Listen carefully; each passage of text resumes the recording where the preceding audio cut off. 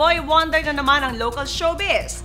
Yan ay walang iba kundi si Alonzo Mulak, ang anak ng phenomenal child star of the 70s na si Nino Mulak. Alonzo Mulak, anong ganap? Anong ganap?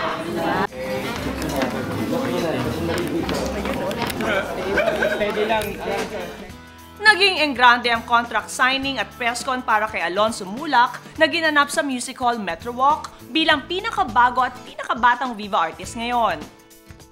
I'm excited!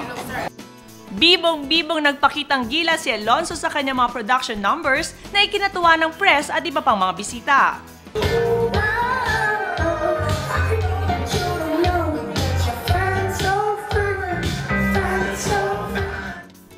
Super proud naman syempre ang kanyang ka-look-alike na ama. Okay, maraming salamat sa Viva family namin ni Alonzo sa tiwalang binibigay niyo sa amin ni Alonzo, and I'm really excited to do movies with him, no, as director, and abangan niyo po yung mga darating na projects ni Alonzo Mulak. Thank you po for my shoot. Thank you po everyone for coming here for my press con. Please watch it. Thank you. Bye.